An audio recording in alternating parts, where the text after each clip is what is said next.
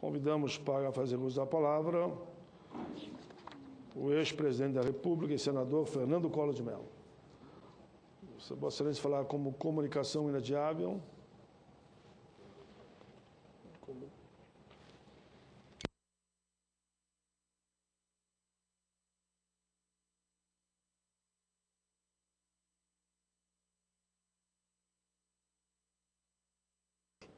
Excelentíssimo senhor presidente desta sessão, senador Paulo Paim, excelentíssimas senhoras senadoras, excelentíssimos senhores senadores. Senhor presidente, no último dia 25, quinta-feira passada, apresentei nesse plenário a relação de proposições legislativas selecionadas pelo Bloco União e Força para incorporação ao rol de matérias prioritárias a serem deliberadas pelo Senado Federal em 2016, conforme solicitado pelo presidente desta Casa, senador Renan Calheiros.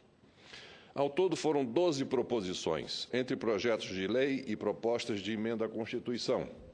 Dentre elas, destaco a PEC número 32 de 2012, da qual sou o primeiro subscritor, que institui o sistema parlamentar de governo, o parlamentarismo. Esta PEC 32 é a reapresentação da primeira proposição que submeti ao Senado Federal tão logo tomei posse em meu primeiro mandato, em 2007.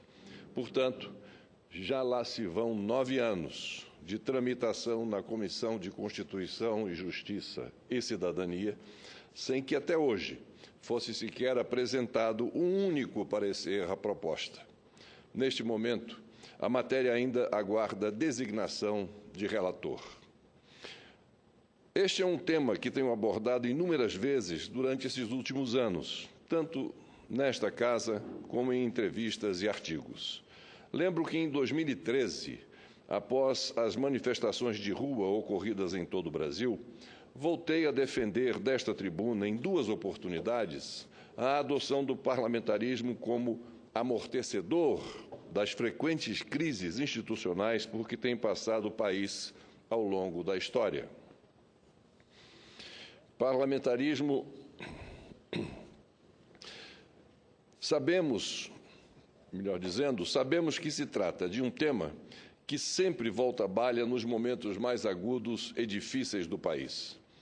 Trata-se de um fenômeno natural, pois, no fundo, especialistas e formadores de opinião, em sua grande maioria, também enxergam o sistema parlamentar como o mais eficaz remédio para as diversas crises que afetam um país sob o regime presidencialista. No entanto, sempre entendi que deveríamos, com ou sem crise, dar continuidade a essa discussão.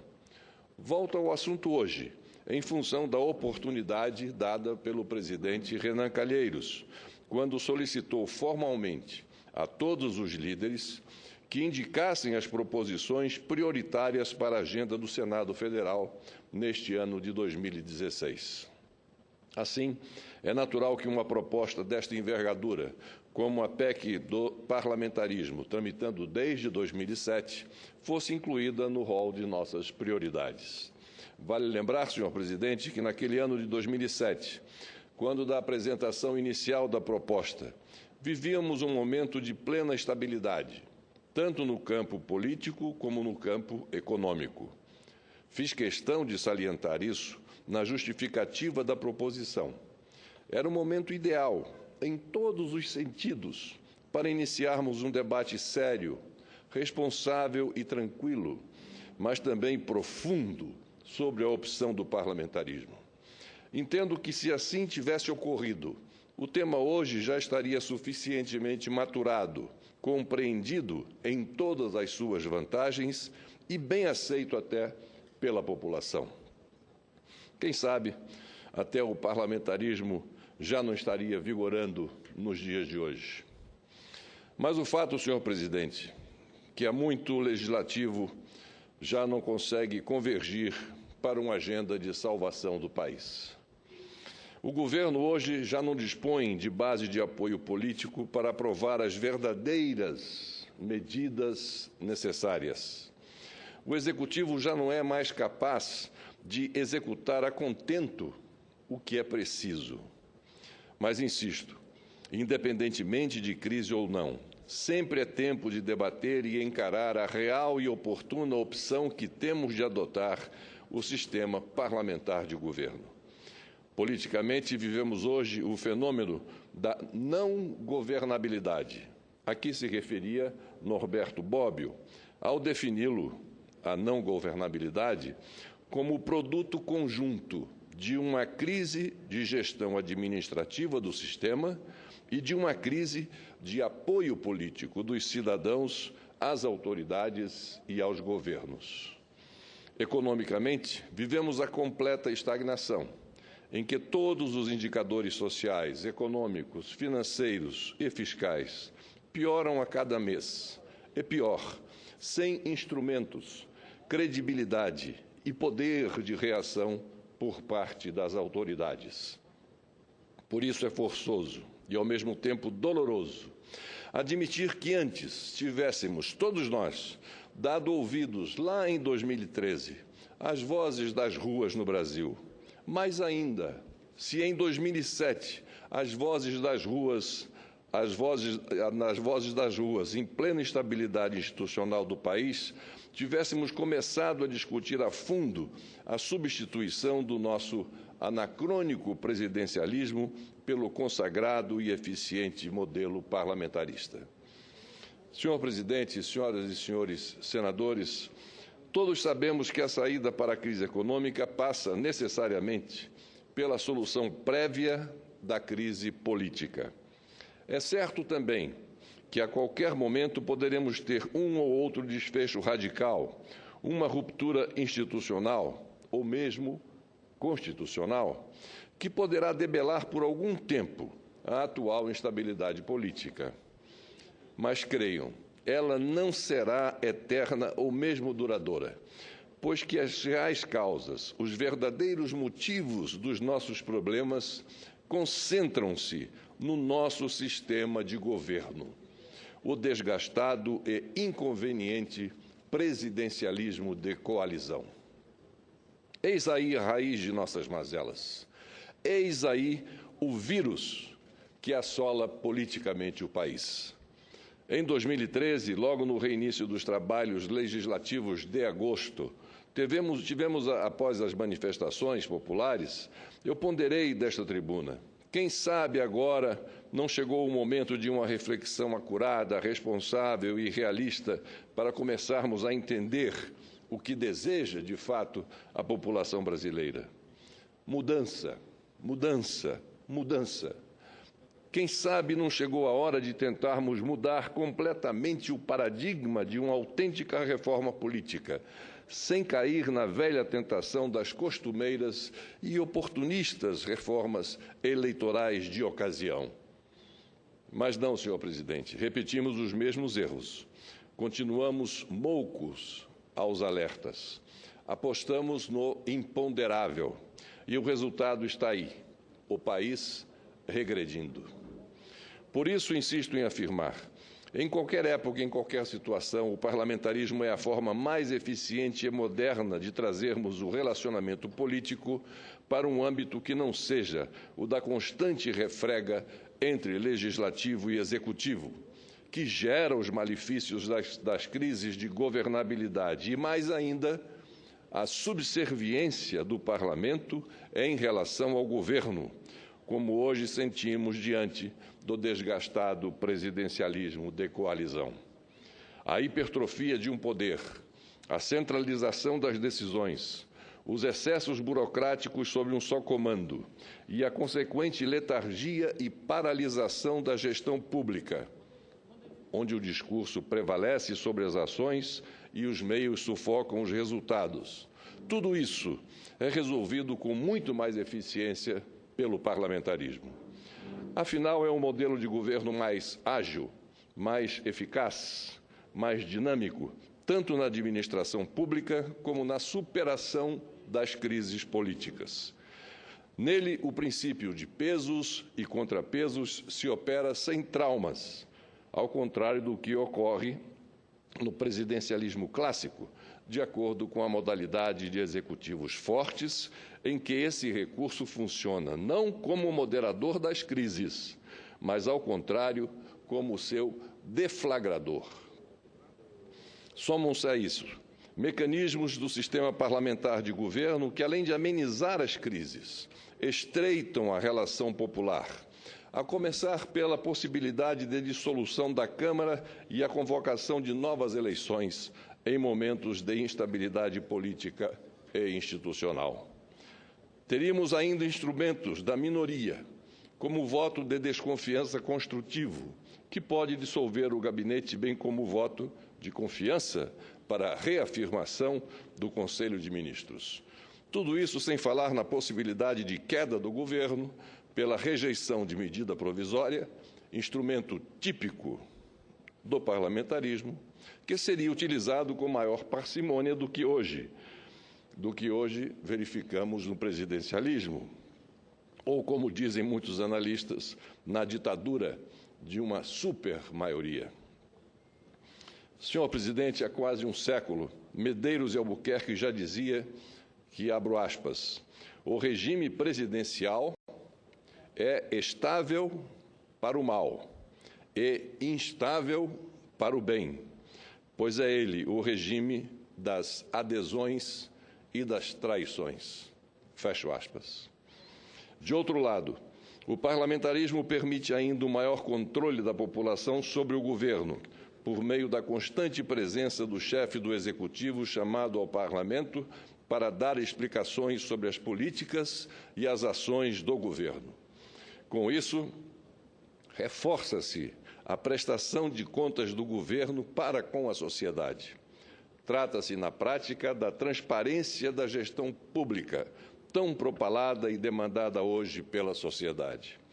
Em resumo, com o parlamentarismo, é possível estabelecer maior proximidade com as ruas, com a população, com o eleitor e com as suas demandas. Aqueles que se opõem ao parlamentarismo costumam se utilizar de motivações algo distorcidas.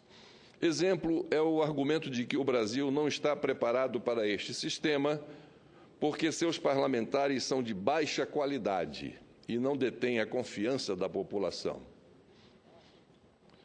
Da mesma forma, alegam que no Brasil não há partidos políticos consolidados ou, via de regra, identificáveis com o eleitor, pois se trata de legendas meramente fisiológicas e não ideológicas. Enfim, entendem que o Congresso Nacional, seus partidos e atores não possuem as condições e, mais do que isso, a credibilidade para estarem à frente do governo, como requer o sistema parlamentar. De fato, senhor presidente, há anos o Brasil padece desses males e dessas interpretações. O Poder Legislativo, sem dúvida, deve um maior protagonismo e uma maior confiança ao país, em que pese sua composição ser integralmente formada pelo voto direto do próprio eleitor que o critica e que dele duvida. Contudo, aos que dizem que o Brasil não tem condições de adotar o parlamentarismo porque não possui partidos políticos fortes, digo o contrário.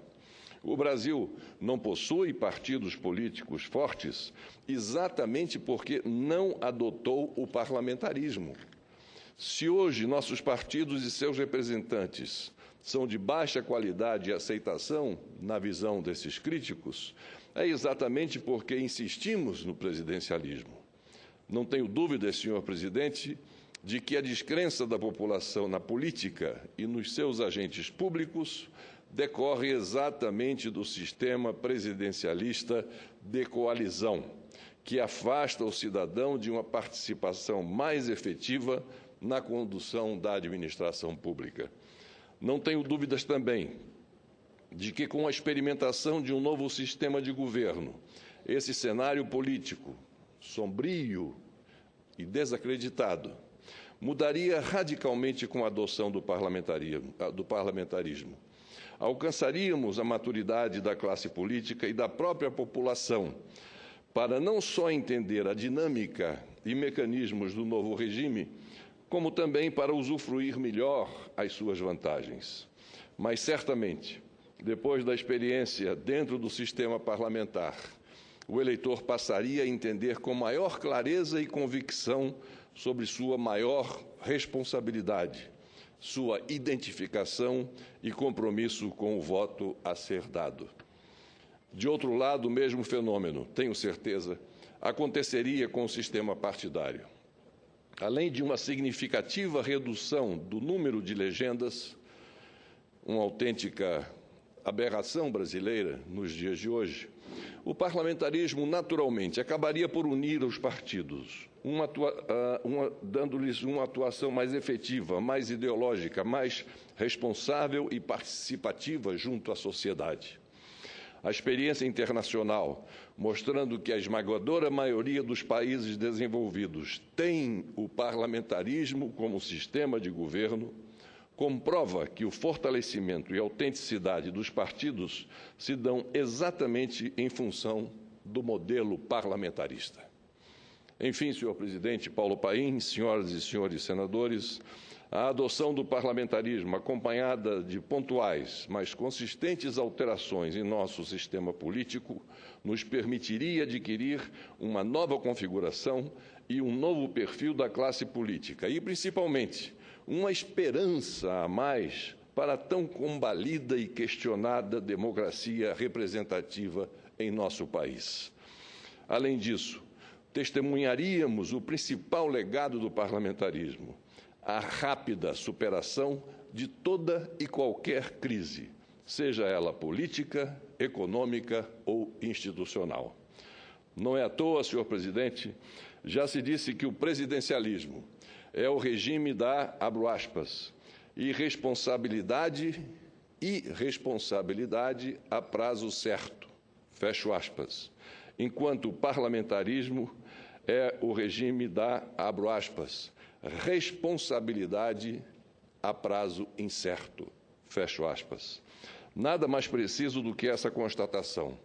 Basta vermos a situação do Brasil de hoje. Por tudo isso, senhor presidente, senhoras e senhores senadores, ao incluir a PEC 32 de 2015 entre as prioridades do Senado Federal nas deliberações de 2016, renovo mais uma vez a esperança de que esta Casa assuma o compromisso de enfrentar o debate sério e necessário sobre a adoção do parlamentarismo no Brasil. Não há mais tempo a perder, senhor presidente Paulo Paim. Não há mais crise que adie essa medida. Pelo contrário, ela é uma motivação a mais e o parlamentarismo se apresenta e se impõe como solução definitiva ao Brasil.